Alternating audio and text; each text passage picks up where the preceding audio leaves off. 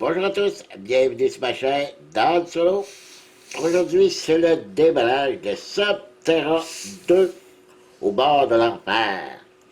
Que le 1 était super comme jeu. J'ai joué beaucoup avec le 1. Mais là, le 2 m'intéressait un petit peu plus. Je sais pas pourquoi, il y a quelque chose qui m'attirait un peu plus dans cette nouvelle édition. Et puis j'ai décidé d'acheter cette version. Rien qu'enlève à la version 1, qui est excellente aussi. C'est seulement un choix. Et on va découvrir ça ensemble. C'est fait par Tim Pinder et c'est édité en français par Dot Publishing. Alors, regardons l'arrière de la boîte et faisons un petit topo sur les statistiques. C'est un jeu où c'est marqué Wigao.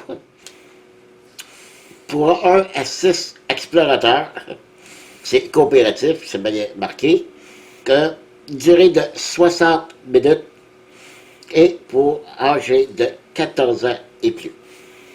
Alors voilà, on va ouvrir cette jolie boîte qui est un rouge vif comme l'enfer. Oui, parce que dans ce jeu, un certain temps, la lave va couler à travers les tuiles et il faudra se sauver.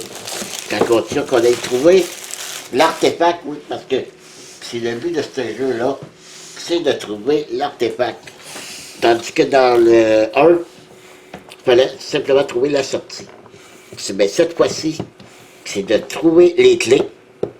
Pour trouver des clés, pour trouver l'artefact et sortir avant que la lave nous atteigne. Eh oui, c'est beaucoup plus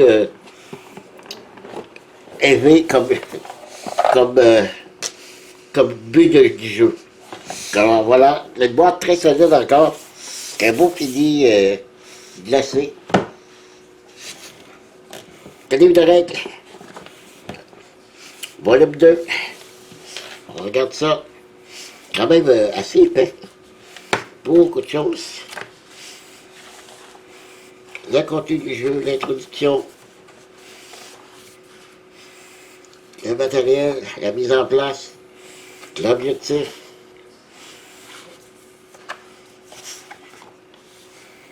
Le placement des tuiles qui est le même principe que de le 1. Il y a pratiquement les mêmes choses, actions. On peut attaquer avec celui-là aussi. Je ne sais pas si dans le 1, on pouvait attaquer tous les personnages. Je sais que le soldat, je sais pas si ça s'appelle le soldat, pouvait combattre. Les autres aussi, je ne me souviens pas, mais lui, tous les personnages peuvent essayer de combattre les ennemis sur le jeu avec un dé. Voilà. Les temples. Il y a des tuiles spéciales. Il y a déjà 2 ou 3 extensions de sortie pour ce jeu. Et là, ici, on nous explique pour la lave, des explorateurs, les capacités de chacun des explorateurs. Voilà, pour un total de 31 pages. Vous voyez, quand même conséquent comme livre de règles. Donc, ici, les points de vie pour chacun des explorateurs. Ici, ce sont les qui se détachent bien, en tout cas. OK. En a, j'ai l'impression que c'est des bombes. Oui, parce qu'on peut faire sauter les murs si on ne peut pas passer. Ça, ici, c'est l'artefact. C'est ça qu'il faut trouver. Les clés. Ici, c'est pour le mineur, je crois, qui va, lui, peut creuser. On a d'autres points de vie. Et les éboulements. OK, un peu comme dans le 1. Voilà. Ça, ici, c'est le fameux décompte pour la lave. Chaque tour qu'on va avancer le pion ici, qui est rendu en haut, c'est le début de la lave qui va débuter. On tourne ça ici, on explique ici comment fonctionne. Parce que chaque tuile, on va les voir tantôt, il y a un côté normal et de l'autre côté, il y a la lave. OK? Ici, on a les petits cartes d'aide. Ben, parce que dans celui-là, il n'y a, a pas de carte, comme dans le 1. Ici, c'est des dés. Donc ici, on a un rappel pour des actions pour chacun des joueurs. 2, 3, 4, 5, 6. C'est bien ça. Des actions. Et ici, la même chose. Les deux côtés, c'est des actions. Petit rappel.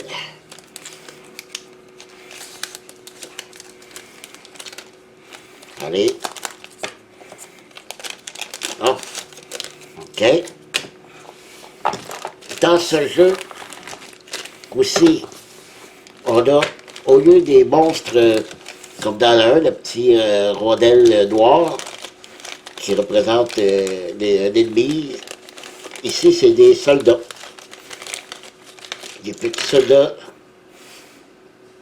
de meeple, on dirait des petits romains, je ne sais pas, je me souviens pas le nom,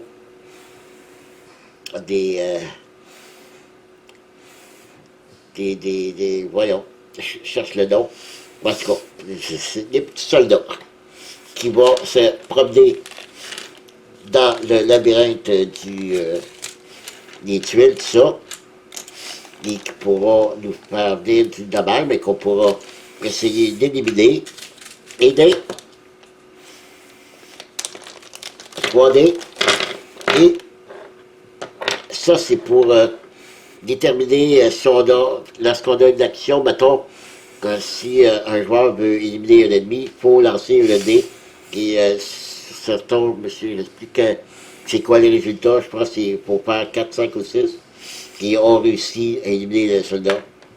Et, comme j'ai dit, dans ce jeu, au lieu les deux dés ici remplacent les cartes de la première édition.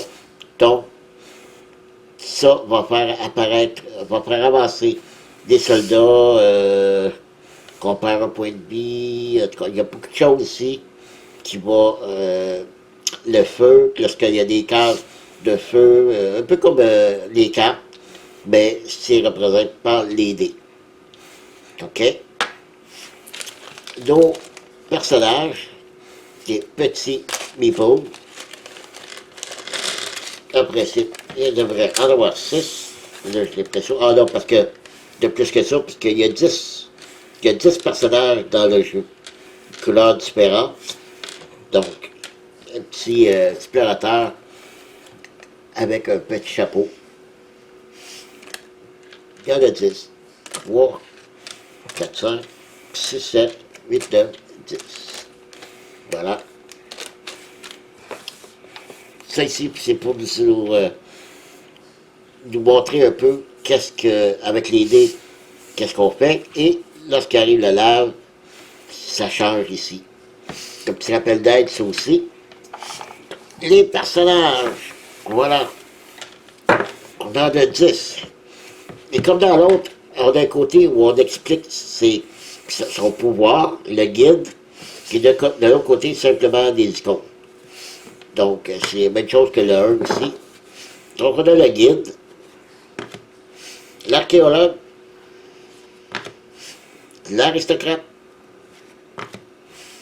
le contremaître. Vous voyez, c'est lui là, avec les pions. La guérisseuse, tireur d'élite, le prêtre, le gredin, le sapeur, okay, le combattant chevronné. La combattante chevronnée. Donc, on a 10 personnages, quand même beaucoup. Petite pochette, qui est là, c'est là qui est, selon moi, le ridicule un peu du jeu. OK? C'est que les tuiles, OK, ça c'est nos tuiles de départ. OK, ici, c'est qu'on place ça ici, comme ceci. OK? Et c'est de cette façon-là qu'on va pouvoir partir d'un côté où qu'on veut commencer les tuiles. Mais ça ne peut pas dépasser notre aventure, là, les tuiles, là, ne peut pas dépasser ça ici. On ne peut pas aller rajouter des tuiles plus loin. Il faut que ça soit toujours à l'intérieur de ça ici. OK? Et ça, c'est la tuile de fin. Lorsqu'on termine. Attendez une minute. Ouais, c'est ça. Les tuiles avec les clés. Et là, qu'est-ce que je vous disais tantôt? Ça ici, c'est le fameux artefact. OK? Lorsque on va trouver l'endroit, on va déposer les 3 clés. Et ça démarre ici l'artefact. Et c'est ces tuiles-là qu'il faut trouver, qui vont être mélangées. Et vous voyez, hein, de l'autre côté, c'est de la lave, c'est ça. Mais, tu allais me dire, ouais, mais comment est-ce qu'on fait? C'est parce que toutes les tuiles, OK, sans exception, il ne faut pas savoir qu'est-ce qu'on pige, mais tout ça rentre dans le sac ici, dans ce minuscule sac-là, OK, comme ça. Et là, il faut aller piger, brasser. Mais comment brasser à l'intérieur de ce sac-là toutes les tuiles? C'est impossible. Heureusement, j'ai un grand sac, moi, ici. Puis je vais être obligé de changer. Moi, sérieusement, je trouve ça ridicule. Que je vais peut-être me faire quelque chose en 3D où je vais serrer toutes les tuiles et les piger comme ça au hasard. Mais ça, mélanger toutes les tuiles dans ce petit sac-là, moi, je pense plus que c'est un sac de rangement. Peut-être qu'on peut se servir de la boîte aussi. C'est une idée. Puis la boîte est quand même assez solide. On met toutes les tuiles là-dedans et là, on les brasse toutes. Et là, on mélange les tuiles aussi. On pille les tuiles dans même la boîte. Je sais pas. Mais ça, non, je pense que c'est plus... Parce que moi, j'ai vu des vidéos où c'était le monde qui essayait de piger les tuiles à l'intérieur de ça. C'est impossible. Donc, moi, je pense plus c'est à l'intérieur de la boîte. Peut-être que c'est indiqué dans le livre de règles. Je sais pas. Mais là, c'est ça. Donc, on a différentes tuiles, un peu comme dans l'autre, avec des pièges. Ici, des éboulements. On roule le dé pour savoir si on a un éboulement. Le feu, pareil comme dans le 1 ici. Ici, on a des pièges différents qu'il n'y a pas dans le 1, c'est avec des flèches. C'est-à-dire que si le piège se déclenche, ben, qu'on serait à une tuile à côté, ben, elle peut nous atteindre aussi. Même si on n'est pas dessus, puis on est à côté, elle peut nous atteindre. Donc, il faut sortir loin de ces tuiles-là aussi. Ici, on a des passerelles. Donc, un seul qui peut être sur cette tuile-là. Un peu aussi comme dans le 1. Ici, c'est pour des tuiles spéciales. Je crois que c'est pour la diplomate. Elle peut placer ces tuiles-là qui ne représentent aucun danger. OK? Alors, voilà. J'ai déjà fait le tour, vous voyez. C'est pas grand-chose. Mais je tenais à avoir un Subterra parce que j'adore le jeu. Et pas capable d'y aller avec le 2. Bon, j'ai terminé. Qu'est-ce que j'ai gagné? Le pion s'est rendu en haut, donc oui, la lave s'est déversée. Et allons voir si... Et non, j'en ai 2. Puis le sapeur et le contremaître qui ont réussi à sortir. Mais où sont les 2 autres? Ils sont, eh oui, engloutis par la lave. Tout comme Gollum qui s'est fait engloutir dans la lave. Et voilà, avec, c'est justement, c'est la guérisseuse qui avait l'artefact, donc, elle s'est fait engloutir avec l'artefact, ainsi que la tueuse d'élite qui va décéder. Alors, c'est une défaite, ça a été serré. croyais bien que de l'avoir, mais quand même, ça a été une belle partie. J'aime beaucoup ce jeu de cette façon. Ça rehausse ce que la lave apparaît, là, la nervosité, tout ça. Alors voilà, c'est tout. Alors voilà, c'était Subterra 2, au bout de l'enfer. Voilà. Merci d'avoir été là et je vous dis à la prochaine. Bye bye.